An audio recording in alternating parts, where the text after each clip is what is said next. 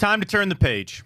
Started doing that a little yesterday here on the show, but today is the day to turn the page following that loss against the Ravens, following some of the Deshaun Watson, the shoulder stuff. We have to get into that today. We've got a little more information from Kevin Stefanski, and as I tweeted this yesterday, that's my bigger thing. The game is what it is. You didn't have a starting quarterback. It's tough to win that way in the NFL. The bigger question here, and some of the things I think the Browns need to maybe learn from all of this, is how they can guard against something like this happening again, where it's not outlandish. You have a player who's battling an injury, fights through the week of practice, can't go. It's a little different when it's the quarterback, though. And some of the things Kevin Stefanski said yesterday, found a little interesting. We're going to put our detective hats on today just a little bit to try to get to the bottom of all of that. But nonetheless, the Browns still have a lot of football left. They're in a good spot. There's reason to be optimistic. Excuse me. There's reason to be optimistic about where the Browns are at and what they can do to fix it. Your level of optimism will decide all that on a 2 for Tuesday.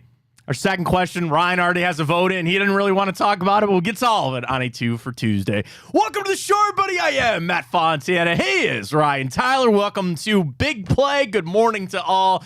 We're live up on YouTube. We're up on Twitter, of course, Facebook as well.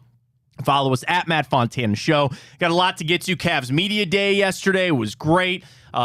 Basketball's around the corner, which is an exciting thing for the Cavs. Donovan Mitchell spoke. I think there's one big thing that came out from Cavs Media Day yesterday. Kobe Altman with his first public statement since his, was it an OVI DUI? I think Kobe was clearly very, understanding of his situation, and we'll see the penalty, maybe that comes down or not. We'll discuss that coming up. We got the morning update. We'll get to Time Hop today as well.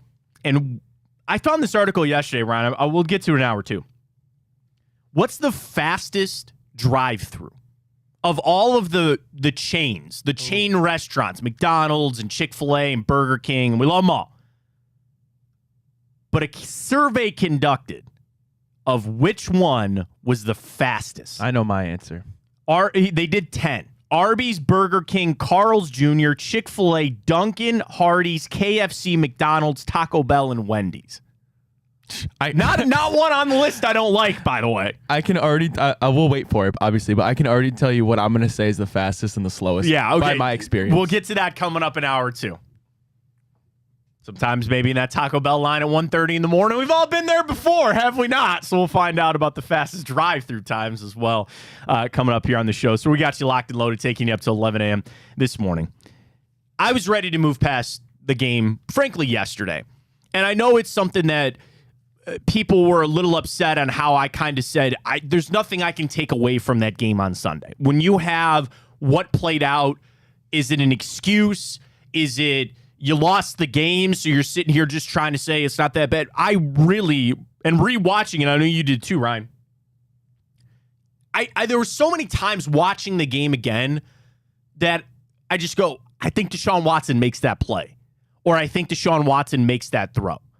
And that's not unfair. I'm not trying to be unfair to Dorian Thompson-Robinson. He is a rookie fifth-round quarterback. There's just some throws, some things he's not going to make. And I find myself so much of, man, if we could just change this and change that. People want to say, well, you could still make a statement on the defense. I think they were gassed at times. I think they were backed up a little bit. Yeah, there were missed tackles and at times didn't play well. But in totality, I'm kind of flushing that game. And that's what Kevin Stefanski said. We're into the bye week of finding the issues that we had through 4 games, not just Sunday. We'll find those issues, we'll correct them, and we'll move forward. And that's truly where I'm at today. Outside of the Watson shoulder thing, which I do want to talk about, and we'll hear from Kevin Stefanski on, I'm ready to flush that game and in a way flush the first 4 games. You are 2-2. There are times that I felt overconfident about this team. There are times that I felt less confident about that team. But you bottle it all up and you sit here today and you ask yourself, how do you feel about the Cleveland Browns? That 4 games is a good sample size in the 16-game schedule, and I'm bad at math, and you'll find that out quick here. A quarter of the season. That's just what I'm going to call it. It's probably like, 3.6 something. Do not give me the numbers. Don't do it. Matt, we have these jobs for a reason. We don't do math. Exactly. Thank you very much.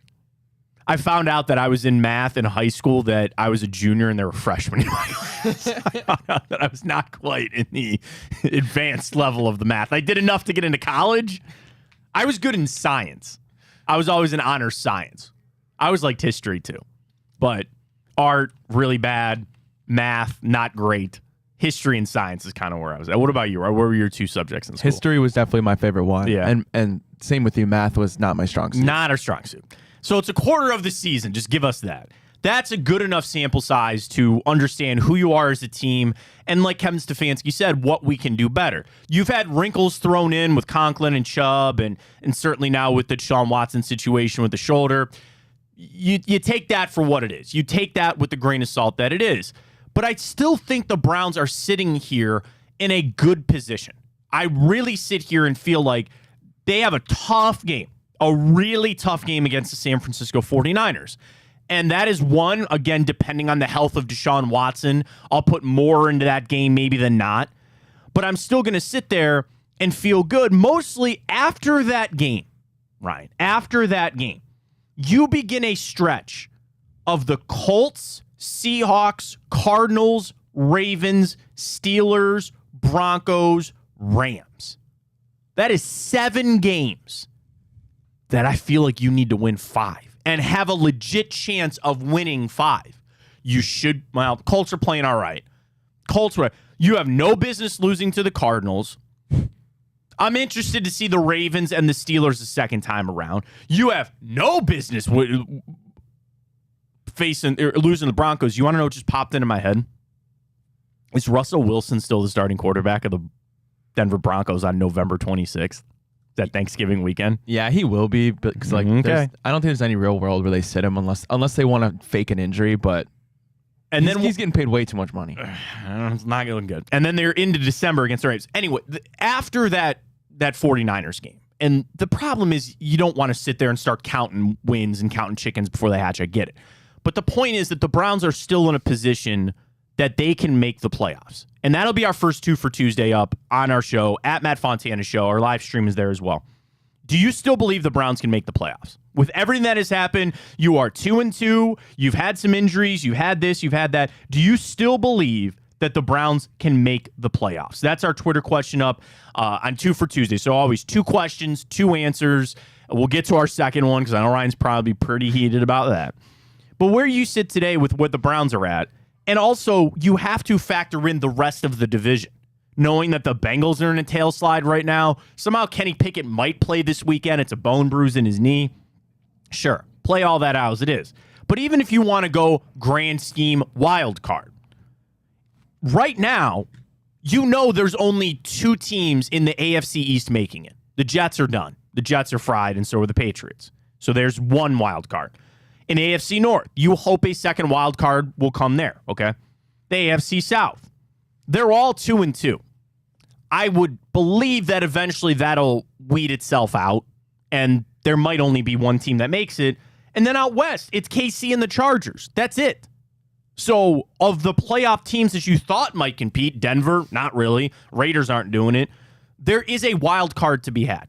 In my opinion, right now, Ryan, there is actually probably, I would say, 2 wild cards legitimately up for grabs. And I don't feel any less confident about the Browns getting one of those.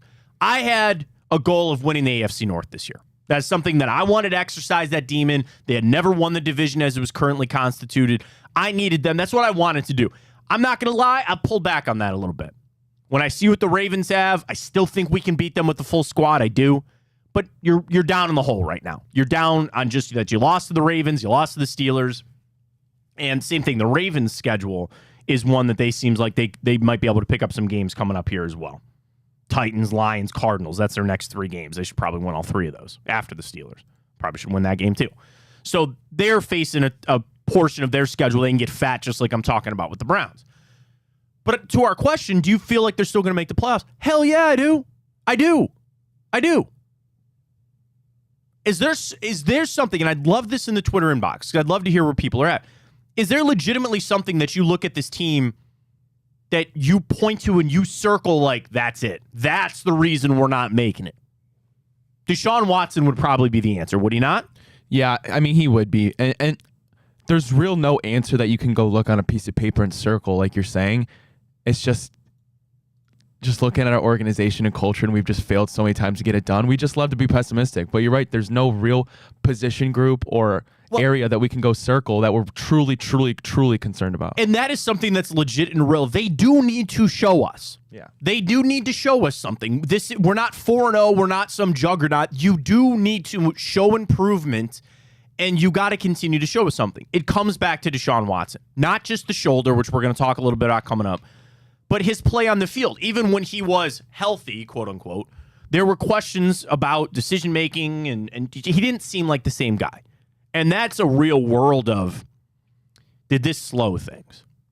When we go out there in 2 weeks against San Francisco, which is not going to be a cakewalk, you're facing a good defense. One of the things I will watch the most, did the shoulder slow down the progress? And people might stop me to say there was no progress being made. And I'll listen to that. I get it.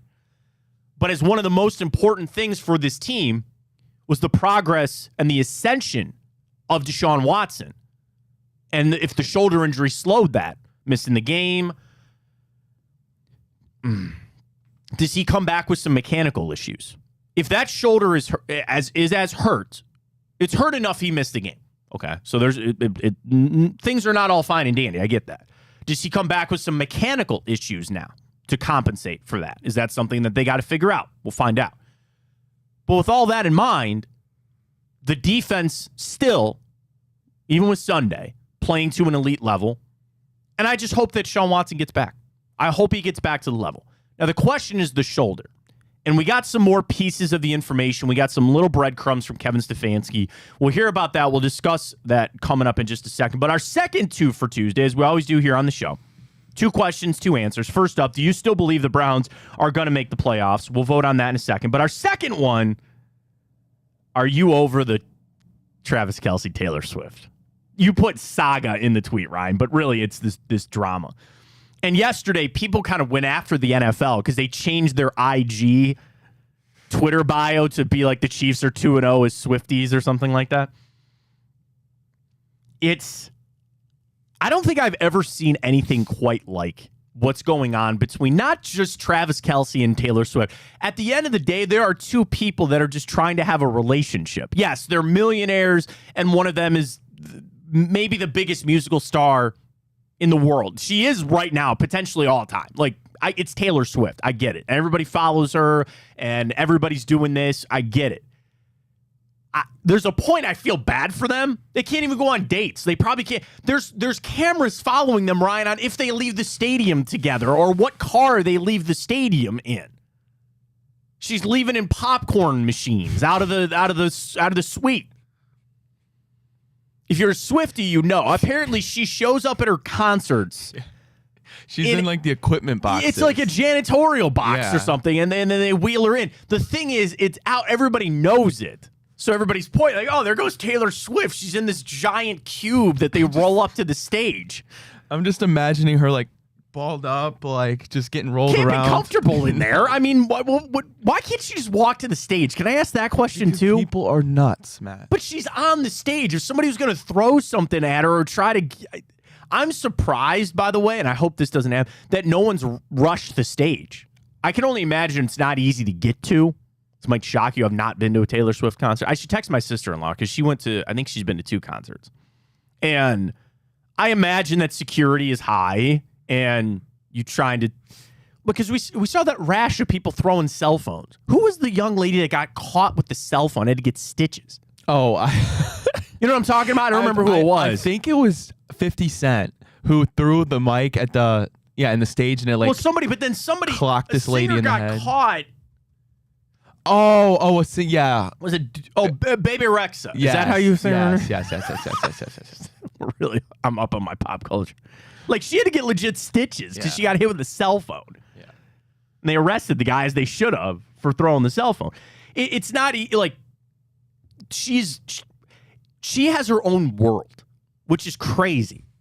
She has her own world, her fan base, her security, and all. And at the end of the day, she's a billionaire. She's got to be a billionaire at this point, right? Oh, yeah. What do you think her net value is? Taylor Swift net worth. Like, bro, she had to make hundreds of millions off just that tour. $740 million. Matt, you want to Google something that'll make you sick to your stomach? Go Google her cat's net worth. She has a cat? Go Google her cat's net worth.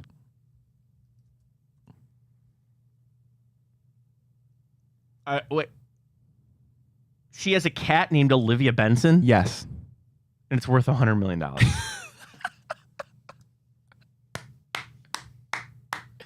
Clipping that. How many people are sitting at their jobs? We're doing our jobs. There's a cat. There's a cat. Is that because she left things to the cat, or the cat actually has like $100 million? Is the cat down for some investments? Can I introduce Big Play to the cat? Can we get a meeting with the cat? Sit down with the cat. Go, we're really doing some big things here with Big Play. Why don't, come on in as an investor. We'd love to have you. How are you spending your $100 million there, Olivia Benson?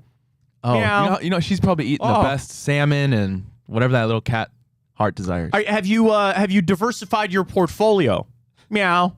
Oh, good. Okay. We have an investment opportunity here for you. Meow. Oh, great. Oh, okay. Awesome. I mean, you hear stories about rich people leaving everything to their dogs or their cats. Like, she has a cat worth $100 million. Her cat probably is more net worth than her boyfriend. Oh, yeah. So I'm close. Travis has a little competition there with the cat. That is insane. But at the end of the day, there are still two people that, and I'd like to believe, are legitimate in their reasoning, or that they really enjoy each other's company and they would love to build a life together. It's probably hard to do. Now, for $750 million, I'd probably find a way too. But it's the NFL jumping on board with this too.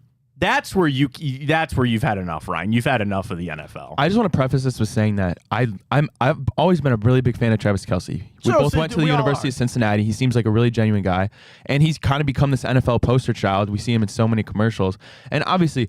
And before any Swiftie ever comes at me, I want to preface that with saying I do enjoy. I like Taylor Swift, and it's not her fault that the NFL is using this as an opportunity to make as much money as they can. Not her fault at all. She seems like a true, genuine person. Will I ever know if she is? I don't know. But my problem is with the NFL jumping on board so hard that you're going to put Swifties or 2-0 in your bio. Well, I need them to be objective, and I'm not saying they're not, but it's just a little bit. It's a little bit convenient. Yeah. That the Chiefs have been the best team in football for the last 4 years. Now she's coming to these games, and I'm not gonna be this conspiracy guy that's saying the refs needed the Chiefs to win. They gave them the calls because Taylor Swift was in the house. But it's getting a little too convenient for me, and it's just frustrating. I think the crazy thing is the NFL, who prints money, still wants more. I guess you don't become rich not wanting to be rich, so they're going to try to find any reason that they can to increase their ad revenue. I mean, you're right. The crazy thing about Kelce is all the commercials that I see, because you're just inundated with them. And it's a new one every day, Matt. Dude, I never knock athletes for that. People, they used to be so old school of people freaking out about these guys should be watching tape. They film these commercials in the summer, and all these endorsement deals and all those Subway commercials with Patrick Mahomes, they're done months in advance. That creepy Nuggies commercial with Andy Reid for State Farm, those are done so far in advance. So it's crazy that Kelce kind of had all that in the bag, and then now the Swiftie stuff has kind of stepped up. But the NFL is one, you're right.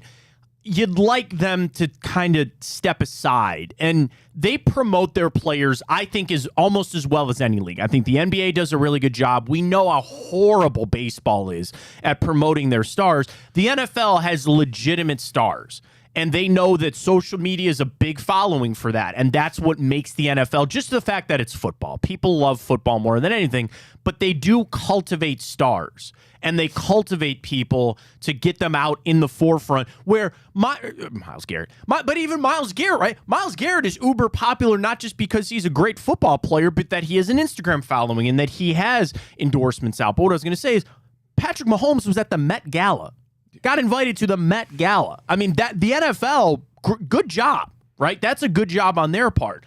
So I think, did they cross a line with some of this Swiftie stuff? I don't know. To your point, the objective part of trying to stay out of it, they saw money, they wanted to grab it. Taylor Swift's cat has a $97 million worth because she has a line of premium cat food, and she has a Guinness World Record for the most Instagram following for a cat. So she's making money off the IG, is what the cat is doing. What happens when the cat dies? I'm assuming that money just goes to Taylor Swift. It's her cat. Yeah. The reverses are the crazy people that leave their fortune to their dogs or their cats, and they say this is meant for their well-being or all that, any of that kind of stuff. I have a dog. I love my dog. My dog does not have a net worth. He does not have a net worth. He's just our dog. It is what it is. So we know how Ryan's going to vote. Second one is up. Are you kind of over the Swift-Kelsey saga? And to be the positive for a second, like people that say they're not over it, it is Travis Kelce. I think it's cool that he's from Cleveland. I think the thing that we wonder is when will it end? You know what I mean? Like, there's got to be an end point. There's got to be something that we've all had enough. But I just don't know when that's going to be, and I hate to tell you, Ryan, I don't think it's any time. If she was dating, just thinking of a random name here, Josh Dobbs, right? And these Cardinals games are getting national coverage.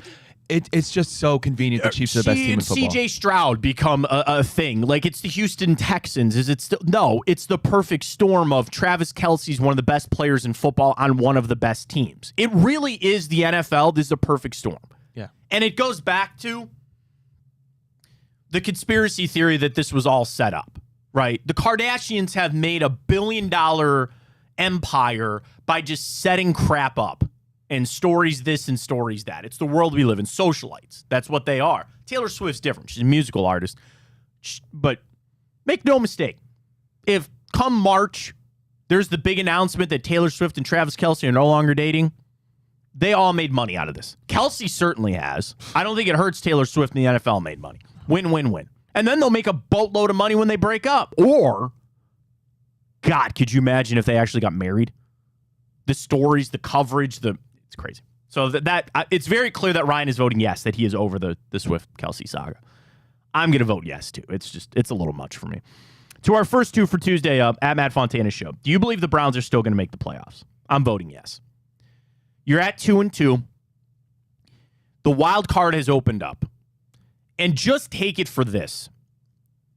Look at the Cleveland Browns as the team. And I know it's hard with Watson. I know it's hard with how the defense played. I get it. Stay positive that this is a good football team.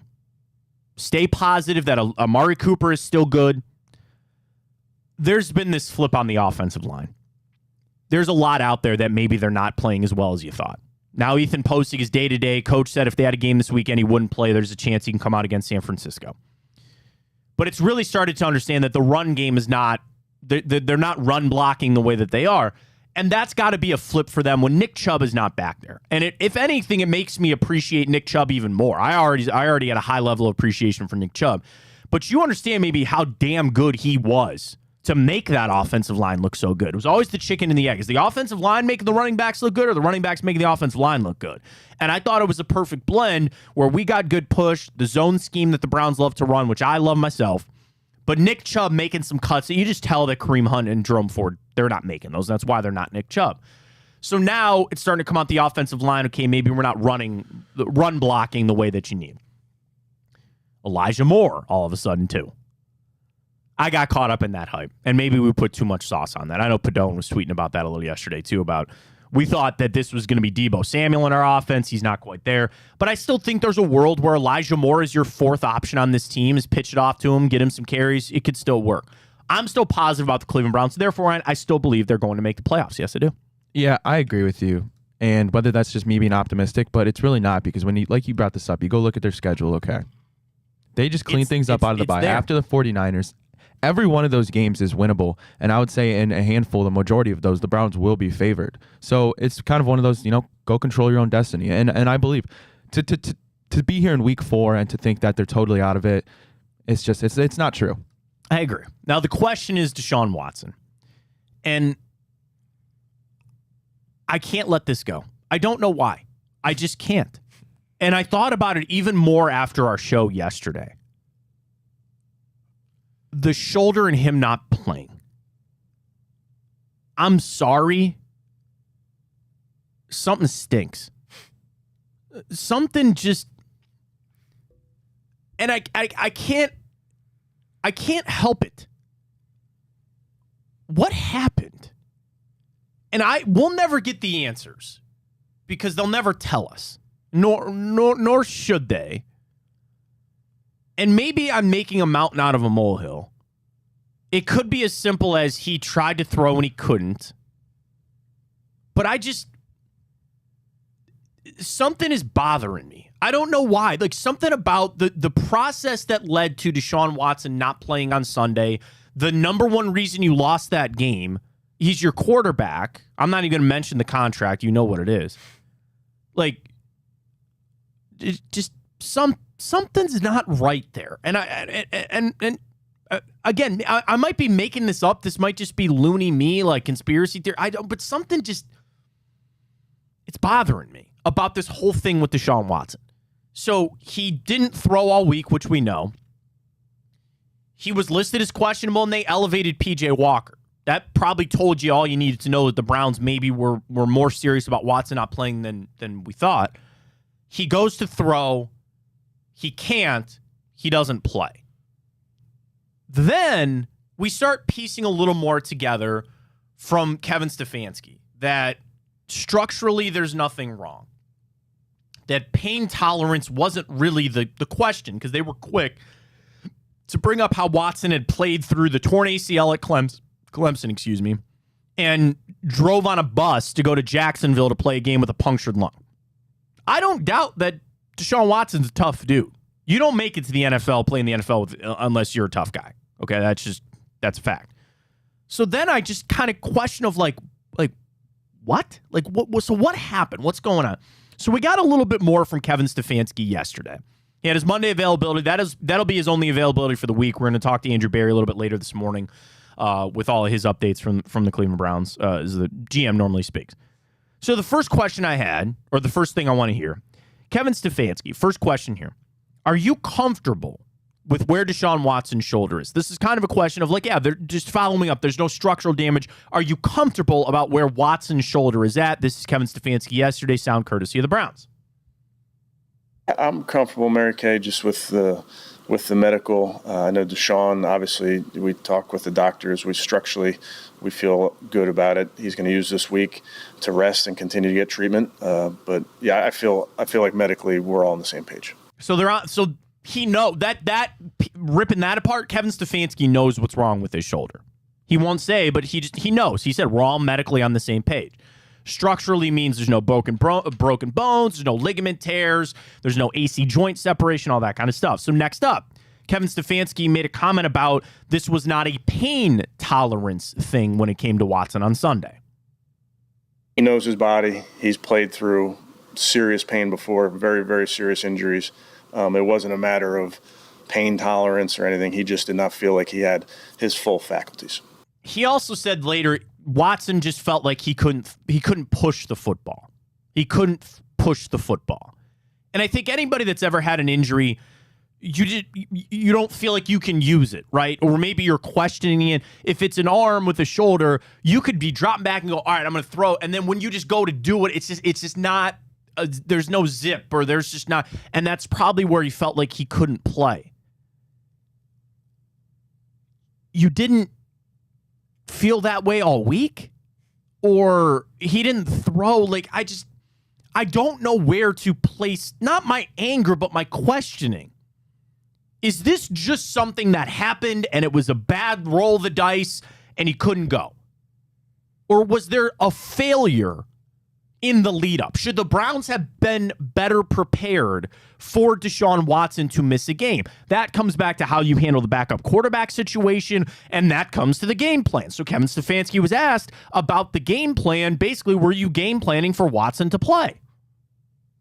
Yeah, again, that's our job, truly. It's our job as coaches. You put a plan together, and then the backups execute the plan, and then based on who's available to you, you adjust your game plan both during the week and in game. So it's what happened yesterday was not an issue of, not knowing if DTR was going to play. That was not it at all. We just have to coach better and play better. Brian and I gave the same. I don't know about that, Kevin. I love DTR, but there was an issue of DTR playing in that game.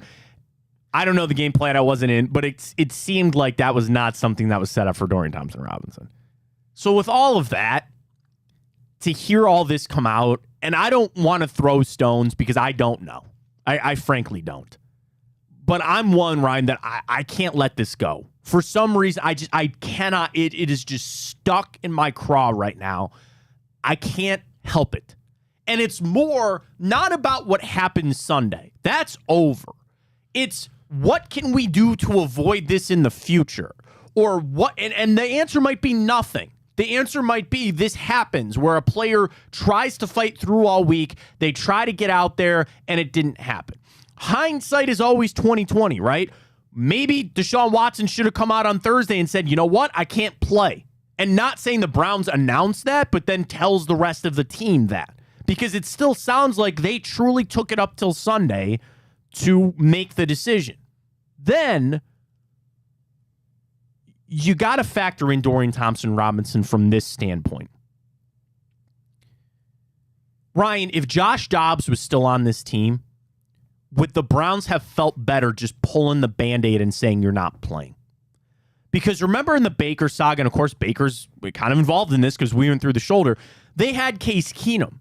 So it was a little easier for them to just say, yeah, man, you're going to sit down. We're going to turn this over to Case.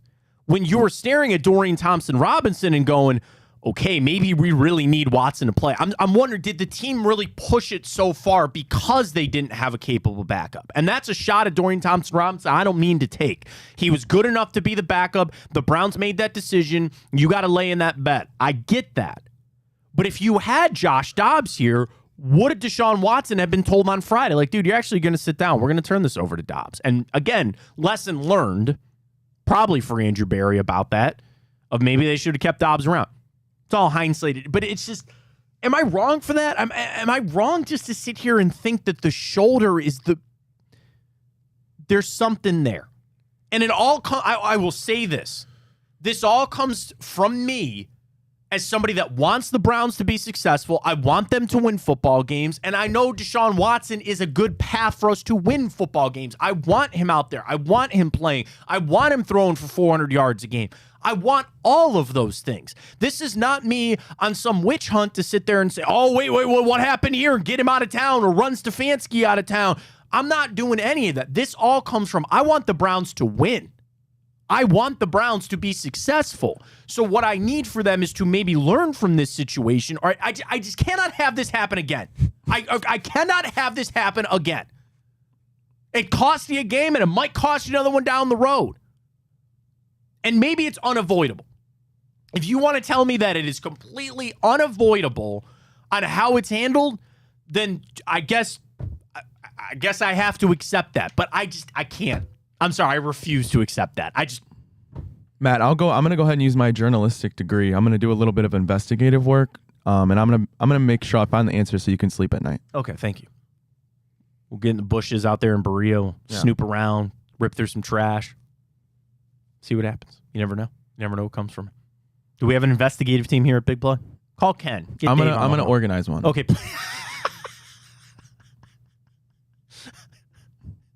You ever seen the movie Spotlight? No. It's my favorite movie. Like the Boston Globe, like they have a Spotlight team that investigates stories right. over. Yeah. I heard of it. Yeah. That used to be my dream job. We'll take applications now in the Twitter inbox. If you want to join the Big Play investigative team here, a brand new branch, wide open here. Start snooping around. We'll find things out. Maybe there's nothing to be found. Hey, I'm searching for nothing. But there's just something about it. And I'll be completely honest too, Ryan. It's because I don't want this to spiral into something bigger. And I'm going to feel this way until they play against the 49ers. And win, lose, or draw against the 49ers, at least then I can focus back in on football. But what I don't want is this to be a thing. And you know what I'm talking. I don't want this to be a thing. That it was mishandled or... And that's unfair of me to say. Because they probably handled it the best way that they could. But when it goes... When the result is what it is, I have no choice but to look back on the process. And just question about the shoulder.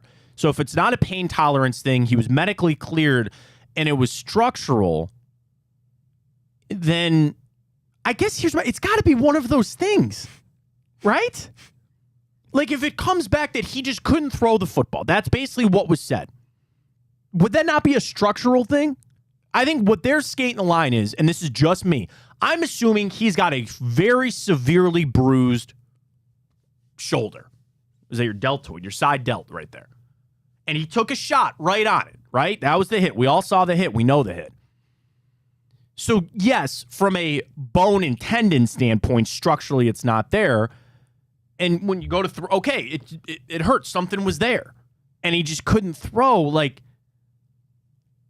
the other thing, if he didn't throw all week, which seems to clearly be a mistake, if like they didn't get him out there on Friday and just like at least try to throw to see how you feel. Because the fear is if he throws that he'll get set back, right? But to wait till Sunday to figure that out, hopefully this is just a giant learning thing for the Browns. But my fear then comes in that this is a lingering issue. That this is something he's going to get hit again. No matter what, you could not call a single quarterback run the rest of the year for the Browns. Deshaun Watson's going to get hit again in that shoulder. And you could put all the padding you want on it. You could do whatever. You put that stupid harness that Baker was wearing. It's not even for this because it's not a separation. I get it. He's still going to get hit again. And it might flare back up. And what I don't want, and this is, I don't want to be sitting come January and point back and say, yep, that's where it all started. That's what I don't want to happen. I don't want to be sitting there January jettisoned out of the playoffs, probably firing Kevin Stefanski, having all these questions about Watson and his contract, having Jack Duffin back on from the OBR to talk about how to get out of the Watson contract. We'll get Jack back on soon. I don't want to do that. And then I also don't want to look back and go, yeah, remember when he got smushed in that Titans game? The shoulder went bad and it just was never the same. We'll see. We will see. Our Twitter questions are up at Matt Fontana Show. First up, do you believe the Browns are still going to make the playoffs? My vote is clearly yes. And then are you over the Taylor Swift drama with Travis Kelce? First up, 50-50 about Ryan on our Twitter inbox. Do you believe the Browns can make the playoffs? Split right down the middle. And then our second one, are you over the, this one's not nearly as close. Are you kind of over the Swift-Kelce saga? 80-20, people say yes. Total Browns move says over, it never started for me. I don't buy that, Total Browns fan. Total Browns move, sorry. It was impossible for you to be a NFL fan and not be inundated with this at some point. Clay tweets, hell yeah, I'm over it. Matt, we're going to have to eventually open up the phones because I need to hear people's thoughts on this whole thing. Throw the phones out. What's the number?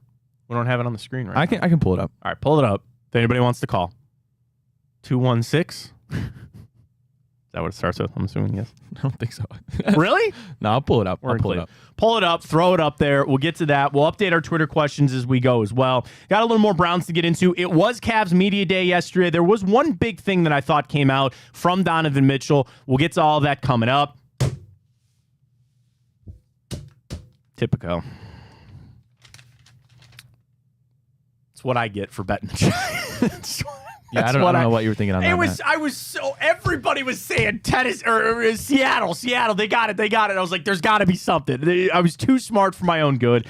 They get waxed. The Daniel Jones era, what a mistake. You want to talk the money they gave to Watson, whatever, sure, fine. How about the $160 million they gave to Daniel Jones? Brian Dable throwing tablets at him. 97-yard pick six. Man, do they suck. So bad there with the Giants. But, yeah, I missed out on that with Typico, but it's okay. We'll rebound. We got some games coming up. You need some bet credits for football season, or dare I say, Ryan, basketball season will be here before you know it. Got a first glimpse at it yesterday in the media days. And, yeah. It felt good. It felt good. We'll talk more media day coming up. But you need your bet credits for football season, for basketball season. When you gear up, you're a big hockey fan. Go ahead. Get those bets ready to roll. Big Play Sports Network, as always, presented by our great friends at Typico Sportsbook. Traditional bets, the money lines, the spreads, the point totals. I love the super boost that they throw in there. And I'm just going to speak quick, too.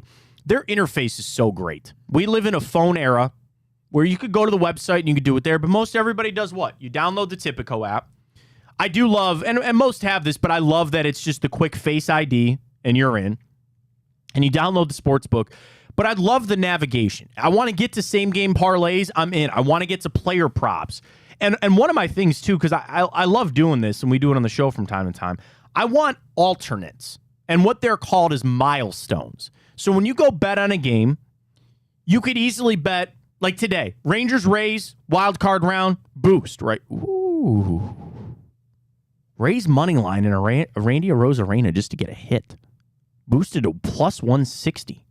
I like that. They got a super boost all 3 games: Phillies, Rays, and Blue Jays, all to win. Oh, yeah. Phillies are not losing to the Marlins. The Blue Jays are going to smoke the Twins, and I think the Rays are going to beat the Rangers. That's boosted to plus 464. Baseball playoffs. Typico. Use that code BigPlay150. But what I was going to say is you go to milestones. And if you just want, like last night, Kenneth Walker over 50 yards. His over-under was set in the 70s, but you just want over 50, super easy to get to. Typico, download the app, use that code BigPlay150. You deposit you deposit 50, get 150 in bet credits and a $30 dog pound bet as well. Bet with the Big Play crew all season long with our friends at Typico using that code BigPlay150. I'm going to get this in right now. You think a little $5? No, let's go bigger now. Let's do a little. What do you think? A little 15 action on her today? Yeah. Oh, yeah. I like that a lot. I like this boost. Face ID, logging in. 15 on her. So, again, Rays money line. Money line, by the way, not spreads. Just straight money line. I need the Rays, the Blue Jays, and the Phillies to all win today. Boosted a 464. 15 gets me $85. I'm in. Typico. Use that code BigPlay150. Got to talk some Cavs. Media day was yesterday. Donovan Mitchell kind of asked about his future in Cleveland. We'll discuss it next. It's Fontana Show right here on Big Play. Check us out on Twitter. We're up on Facebook, YouTube as well. Get the podcast right after Spotify and Apple. Stay with us.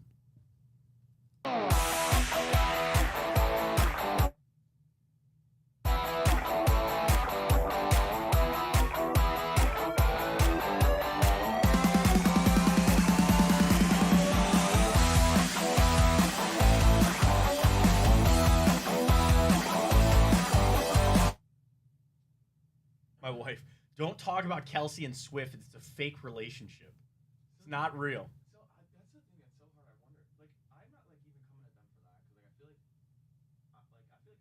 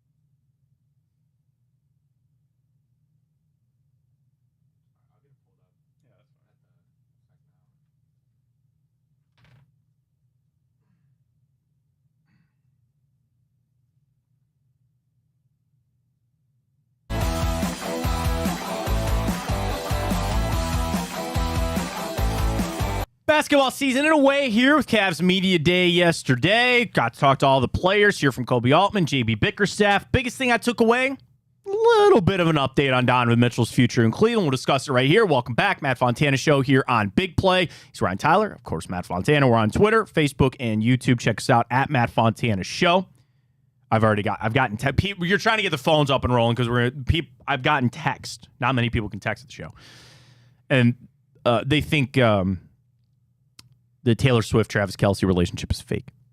I have people who truly believe that this is all fabricated for money reasons. Matt, I did a little bit of research. So it turns out Olivia Benson, the cat, Taylor Swift's cat, the $90 million cat. You know, we probably made her money this morning because if anybody, we mentioned that Taylor Swift has a $100 million cat. She has an Instagram. If anybody went and clicked on that, it was probably like an eighth of a penny or something. Yeah, but I found out that Olivia Benson actually has two siblings that are poor. Two other cats, Meredith Grey and Benjamin Button. They're poor. Are they all Taylor Swift's cats? Yes. This is mean. You're not supposed to favor your kids. Yeah, what did these other cats do? What did they ever do to not?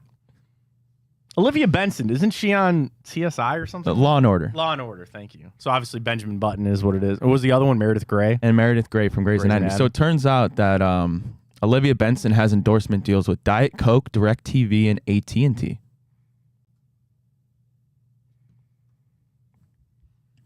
Hi, this is Olivia Benson for AT&T. Meow. Meow. Never in my life will I ever sniff the amount of money that Taylor Swift's cat has. I want to know who out there actually bought a Diet Coke or switched to AT&T because of Taylor Swift's cat. I want you named. I want you to be outed. I want you to identify yourself. If you saw that Taylor Swift's cat endorsed a Diet Coke and you felt like you needed to go get one to support the brand. You'd be surprised, Matt, because people on Twitter. Clearly, it's a $100 million cat. The Swiftie cult is unlike. It'll be studied in history. Oh, I know. I get it. I understand. It's the world we live in. People post on Twitter investigating. They were shocked that Taylor Swift was eating chicken nuggets in the I know, the City ranch. booth. Yeah. Oh, yeah. I got it. Oh, I saw it. I get it, man. It's a powerful thing. Donovan Mitchell is a very powerful player. He's a very good player, and he spoke yesterday at Cavs Media Day. And kind of the biggest question that I took away from it, outside, I wanted to hear Kobe Altman. He gave a statement. He seemed very remorseful on his legal situation. Can't comment, and it's still ongoing, all that kind of stuff. I'm not asking for Kobe to be fired. I don't think he will be. He made a mistake. You should not drink and drive. Be fined, maybe suspended. We kind of move forward. But Donovan Mitchell was asked because technically he has a window coming up that he can sign an extension with the Cleveland Cavaliers. So last offseason, they make this huge trade. They get him over here.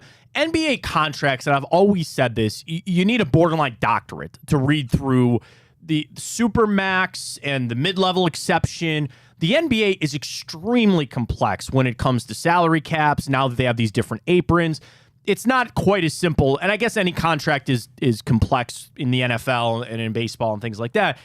But basketball is a different monster. So he has a window coming up that's not even open yet, I don't believe, that he can sign an extension to stay in the Cavs. People are saying, wait, is he leaving? No, he's under contract for the next 2 years. But as we know in the NBA, you don't ever want to let a guy hit free agency. A lot of these extensions are done. And really, it's more of a status symbol, right? When you have a player, and as soon as they become Supermax eligible, or as soon as they're eligible for an extension, if you don't sign them at that moment, then everybody goes, well, wait a minute, what's going on here? It's usually for younger players on their first eligibility for the Supermax and all that. But Donovan Mitchell said he's not signing any deal right now. And shout out to Chris Fedor, Cleveland.com. I'm going to have to try to get Chris on the show. I'd love to talk to him about it. But he had a great write-up about it. So Donovan was asked at Media Day yesterday about signing an extension. He said, quote, I still have the opportunity to sign an extension next summer. My primary focus is this, just trying to be out there, go out there and trying to be the best team we can to bring a championship to the city and go from there. We have some new additions. We obviously have a season you could kind of rate went really well until it went really bad last year. So for us, that's where our head is at. Kobe Altman was asked about it.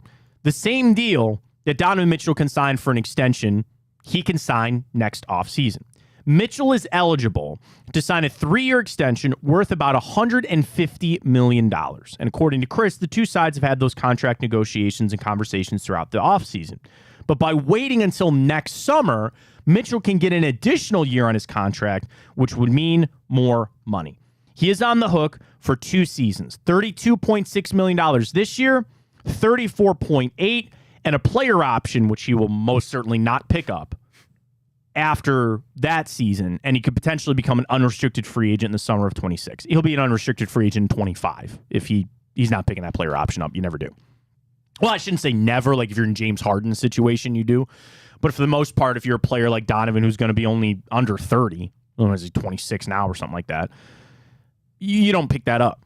So, of course, he's not going to hold on to it, and he's going to wait to get the extra year. That's fine. And I'm probably wrong for this. But this is how I felt when Donovan Mitchell came here. This is how I feel today. And this is in no way an indictment on Donovan or the Cavs. He is a fantastic player. That trade is in no way a regret for me. It was an awesome trade. He's a great player. There's a day he's not on the Cleveland Cavaliers anymore. That day might be next offseason. If he really doesn't sign that extension, they probably will trade him away.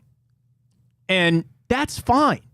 Like, I guess I have no conflict in saying that. I would love him to sign that extension. I would love for him to play here for 7 years, and we have a nice long run with him and Garland and Mobley. Those are your 3 core guys. But also, there's a world that he leaves. In today's NBA, when stars are on the move, that's kind of how it goes. I'm okay with that too. And that's even more about why this season is so pivotal. And I think that's why the Cavs were as aggressive, say what you want about Max Strus and Georges Niang, and why couldn't we get Tristan Thompson 13? Is Rubio wearing 13? Who's wearing 13 for the Cavs? I don't know. Because he's in 12. It looks weird. Matt, let me ask you this. Do you think, or how much weight do you put on how the Cavs finish this year? You know, whether they get to the Eastern Conference Finals, how much do you think that will influence Donovan Mitchell's decision to stay? Massively. By the way, Rubio does have 13. Wishing him well, too, still away from the team. So wishing Ricky best. I hope we see him this season. It's massive because it's like any star athlete. Any star NBA player. You need to show me that I am in the right place to win a championship, because if I'm not, I will go find another place. The NBA, the players are the most powerful of any professional league. I don't know soccer that much, but in the NBA, the players, star players, which Donovan Mitchell is, can call their shots. And that's why this season for the Cavs, to your point, Ryan, I think Eastern Conference Finals is what you have to make to prove to Donovan Mitchell that you are in the right spot. And I don't begrudge him for that. I don't see this as something, I see it like Dame Lillard, right? Dame Lillard gave Portland everything he had. And frankly, I think he stayed there 2 years too long. But he gave everything he had, and eventually you just have to understand we don't have it here for you. And you got to move on. Now, the Cavs are in a million times better place than Portland is. They have better players. They have a base of players to try to prove to Donovan Mitchell that you can go win a championship. A lot of that rides on the shoulders of Evan Mobley. Good news yesterday, by the way. So he said he put on a little bit of good weight. I hired a personal chef. If I ever won the lottery, which I didn't last night because nobody did, one of the first things I'm hiring is a personal chef. God, how awesome would that be? Oh, yeah. Just walk in and, what do you want today? I don't know. What are you making? God. So Mobley said he actually put a gym in his house and he hired a personal chef, put on some good weight. Excited for Evan Mobley. The Cavs' future is probably more tied to Evan Mobley than it is Donovan Mitchell. And the world that Evan Mobley becomes the best player on the Cavs is probably the best case scenario. But you still need players like Donovan Mitchell and Darius Garland on this team to go win a championship. And I think Donovan would be understanding of that. And you want to be on a good team with good players. That's what the NBA, the fit is important. The coaching is important, sure. But the Cavs this season need to prove to Donovan Mitchell that this is a place he can win a championship. It's that simple. And it doesn't mean they have to win it this year, but they've got to show improvement. The sour taste that we all have in our mouth after that Knicks series last year, you understand that there's got to be a step made. And it's not, I guess, I don't know if it's going through the LeBron thing or just kind of, I don't know if I'm jaded, But Ryan, I come from this from a real positive standpoint. I don't come from this as a negative thing of like, man, we're threatened here or we're really up against the wall to prove this. That's just how it is. And I'm excited to see this Cavs team. They should be, and in my opinion, will be a top 4 seed in the NBA East this year coming up. You're a good team. You got to play like it. You got to avoid injury and all that kind of stuff, sure. But yeah, this year is super pivotal to prove to Donovan Mitchell. Here's the other thing, which I don't know, and this is just me forecasting a little bit. There's a world you do all that, and he still says, you know what? Not the right place for me. People are all afraid of the Knicks. They think they had it built up that he just wants that he is just bound to go play for the Knicks one day. I felt that way with LeBron. I always felt that by the end of all of it, he was going to go find his way to the Lakers, and he did. There's that world that Donovan Mitchell goes to the Knicks one day. I'm cool with that. And people might be mad at me right now bringing this up. Dude, why are you bringing this up on October 3rd, 2023? We're 3 years away from that. Okay, that's just the positivity that I have. That trade was great. He is a good player that you brought here, and you're giving it a run. You're giving it a good chance. It is different because you have Evan Mobley.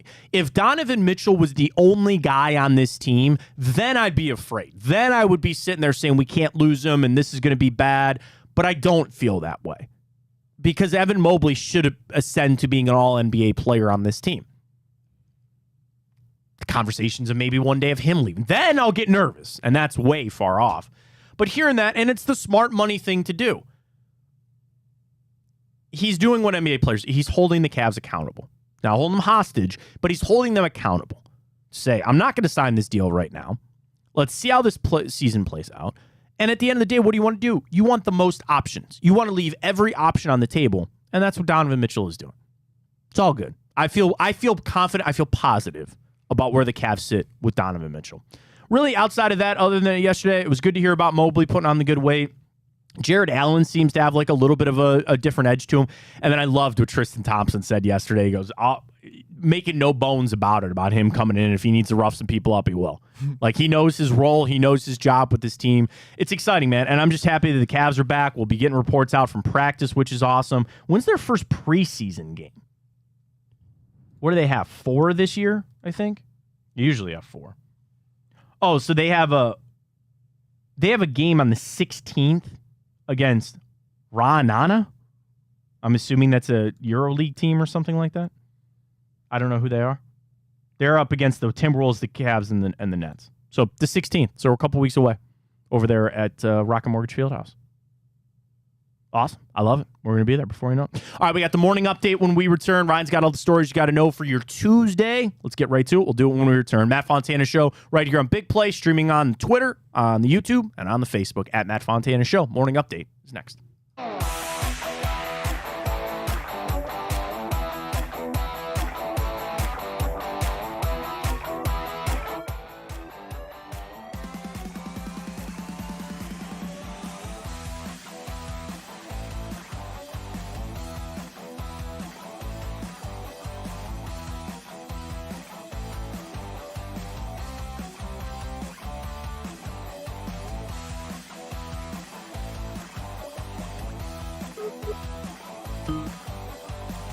Thank you for calling Collins Studios host and call screener line. Please enter your show or meeting number and press pound.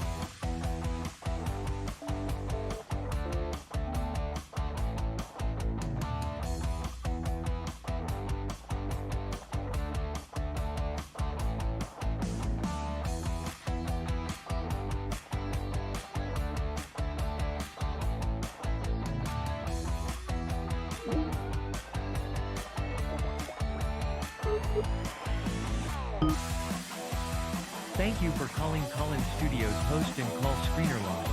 Please enter your show or meeting number and press pound.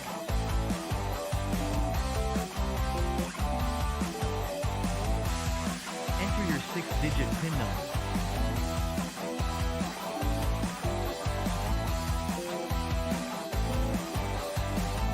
Welcome, host. You are now in the host room and can manage your callers from the Collins Studio web interface.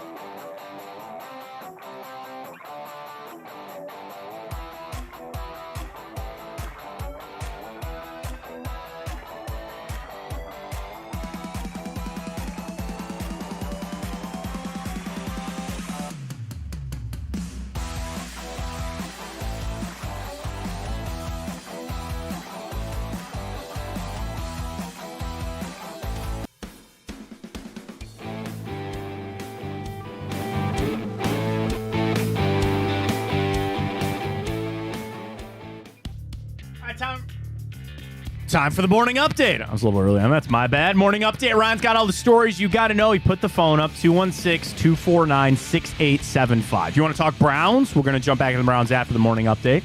Want to talk Watson shoulder? Or if you want to talk Taylor Swift and Travis Kelce, which is the thing Ryan doesn't want to talk about. I do, but I don't. Yeah. Here's the real question, and we, don't post this, but do you think it's a fake relationship? Do you think it's real? I do. I think it's real. Okay. I'm not going to go that far and say that it's not real. My wife texted me. Yeah. She watched the Kardashians. She goes, it's fake. It's fake. It's a fake relationship. There's no way that this is real. It just happened to be that she's on a break for her tour. And also, her tour is going into movie theaters this fall. Coincidence? She needs that little promo? I think not. But nonetheless, morning update. I'm assuming we'll be sans a little Taylor Swift. We'll get back into the Browns coming up. Ryan's got the stories you got to know for your Tuesday. Mr. Tyler. Alrighty, let's do it. Sticking in the NBA world, well, we talked a little bit about the new sitting policy, and Kawhi Leonard was asked about it, and he actually didn't know what the new rule was. However, they went on to tell him, and he had some comments that he said, if the league is seeing or trying to mock what I did with the Raptors, because we know he sat out a pretty decent amount of games during that championship run, he said, if I'm able to play, I'll play basketball. No league policy is helping me to play more games. It's not the league, man. It's your team. Like, that's the thing about the players probably don't know about it because they're just going to listen to the team. The team doctors, everybody has sports science people. They're the ones that are going to come to the coaches and sit there and say, hey, this is when this guy should sit. This is when that guy should sit. And frankly, the players shouldn't have to worry about it. They really shouldn't. And notice that the fines and the issues are not player-driven. They're to the teams. The players are just listening to what the team tells them. So this is just one more thing that these data scientists, or whoever's coming up with this is just one layer that they got to figure out.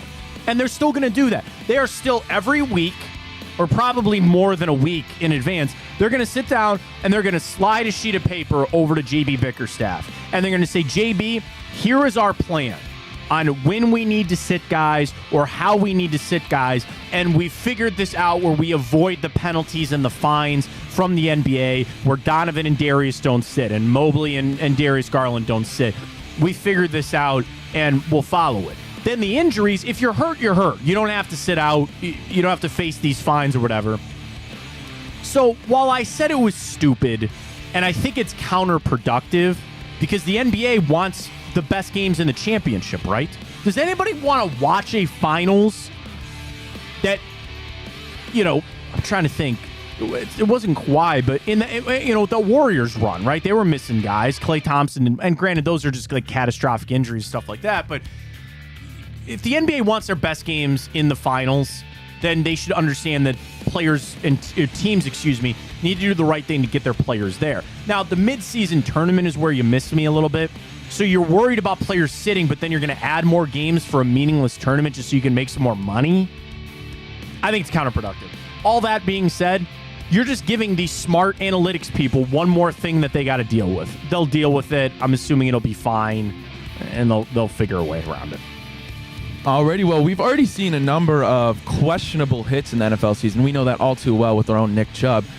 Well, last night, Geno Smith had a problem with a hit by New York Giants linebacker Isaiah Simmons.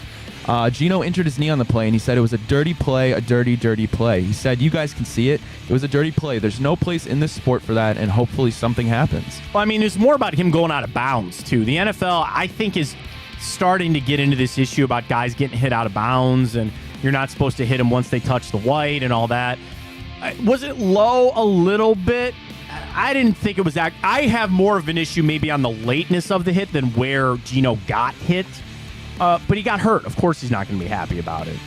They put Drew Lock in the game, and he did okay for a little bit. But, yeah, of course he's upset because it was a low hit. I don't know. I really don't buy what Geno's selling here, though. I don't think it was that bad.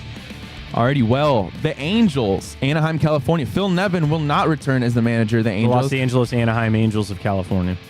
After they finished 73-89. Well, I think it's safe to say it's going to be a kind of a tumultuous offseason there for the Angels, Matt. What was it? They haven't made the playoffs since 2014, or they've only made the playoffs once in the last 14 years.